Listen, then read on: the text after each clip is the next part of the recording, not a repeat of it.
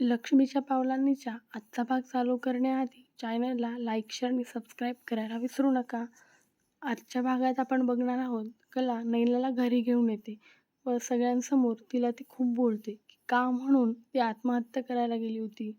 जरा तरी तिला घरच्यांचा विचार नाही आला का? आणि सगळ्यांच्या पाया पडून माफी मागायला लागते. मन मारून नैना सगळ्यांच्या पाया पडते. शेवटी अद्विक तिला कलाच्याही पाया पडायला लागतो.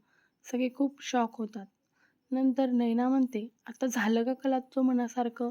आता मला एकटी पाडू नकोस. प्लीज. मी ना काय करायला हवं होतं अशा परिस्थितीत? हे सगळं ना राहुलने केलंय. राहुलने मला फसवलं होतं म्हणून मी हे सगळं केलं. लग्नाआधी त्यांनीच मला लग्नाच्या मंडपातून पळून जाण्यासाठी हे केलं आणि नंतर मग मला त्या हॉटेलमध्ये घेऊन गेला. आम्ही हॉटेलमध्ये पण राहिलो आणि नंतर तो दुसराच कोणासोबत लग्नाला तयार झाला. मग मी काय करायला हवं होतं अशा परिस्थितीत? हे ऐकून रोहिणी चवताळून तिला ओरडते की तू आता काही पण खोटं सांगू नको आणि तेव्हाच सांगायला काय झालं होतं तुला? तसे पण तुझे आईवडील इथे पडलेले असतात. ते ऐकून नैना म्हणते, तुमच्या चांदेकरांसमोर माझे आईबाबा कायच बोलणार होते. ती तिच्या आईबाबांना पण बोलते. राहुल म्हणतो, ए बाई, तू ना आता ह्या घरातून निघून जा. ह्या घरात तुझी जागा नाही.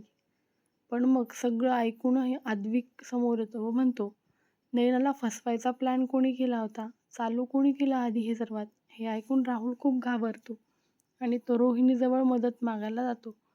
पण मग अद्विक कोणालाही एक शब्द बोलू न देता राहुलला जाब विचारतो. अद्विकचं हे वागणं बघून सरोजला खूपच शॉक बसतो व तो म्हणतो, अद्विक, तू आता हिची साईड घेणार आहे?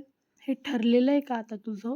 की या खरे फॅमिलीने चुका करायच्या आणि तू त्यांची साईड घ्यायची? अद्विक म्हणतो, आई, मी कोणाची साईड घेत नाहीये. पण मग मला पण खरं काय ते जाणून घ्यायचंय. म्हणून मग मी हे करतोय. आजच्या भागात एवढेच. तर तुम्हाला काय वाटते? अद्विक काय विचारणार रोहनला?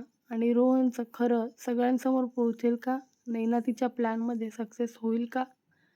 आणि जर ती या घरात राहील तर कलासाठी काय काय प्रॉब्लेम क्रिएट होतील हे मला कमेंट करून नक्की कळवा. आजचा भाग आवडला असेल तर चॅनलला लाईक, शेअर आणि सबस्क्राईब करायला विसरू नका. थँक्यू.